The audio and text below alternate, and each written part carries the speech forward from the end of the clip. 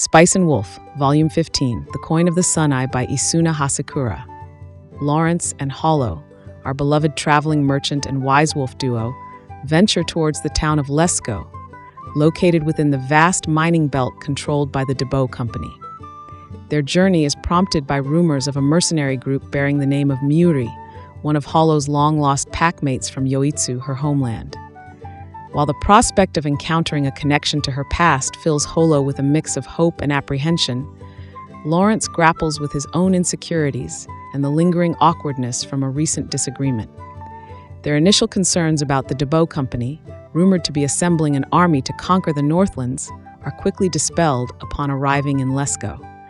Instead of a war-torn town, they find a bustling, prosperous city, devoid of walls and overflowing with vibrant markets and skilled craftsmen.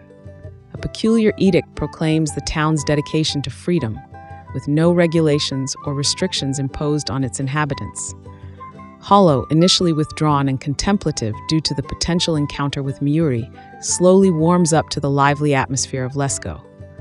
Lawrence, captivated by the town's unique economic structure and the prospect of finally fulfilling his dream of owning a shop, finds himself increasingly drawn to the idea of settling down.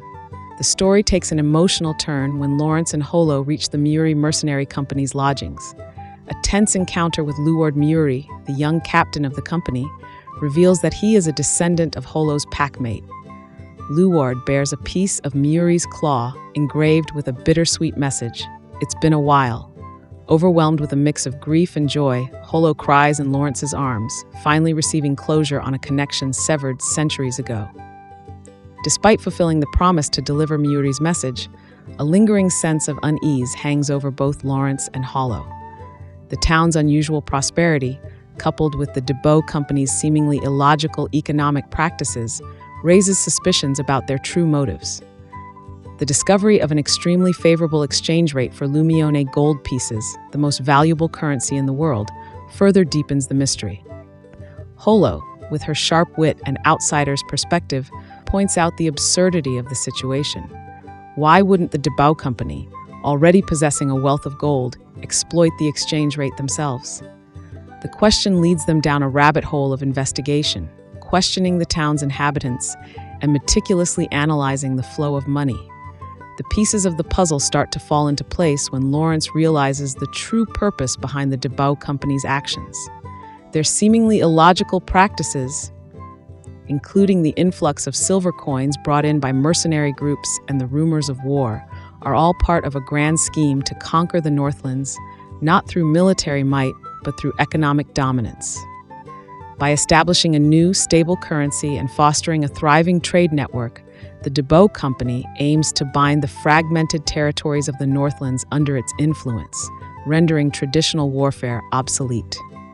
As Lawrence unveils his deductions to Holo and the Myuri mercenaries, the town erupts in celebration with the announcement of a new currency. The Debau Company, leveraging its vast resources and strategic manipulation of the economy, has successfully orchestrated a trade war, ushering in a new era where merchants, not kings, hold the reins of power. Faced with this revelation, Lawrence finds himself at a crossroads. His initial reservations about the Debau Company are overshadowed by admiration for their audacity and the unparalleled opportunity to establish his own shop in this thriving town. Holo, despite her reservations about the company's methods and the potential impact on her homeland, expresses her unwavering support for Lawrence's ambitions. The volume concludes with Lawrence placing a deposit on the shop, taking a bold leap towards realizing his long-held dream. With Holo by his side, he embraces the uncertainty of the future, ready to face the challenges and reap the rewards of this new era of trade. If you enjoyed this summary, please consider subscribing to the channel.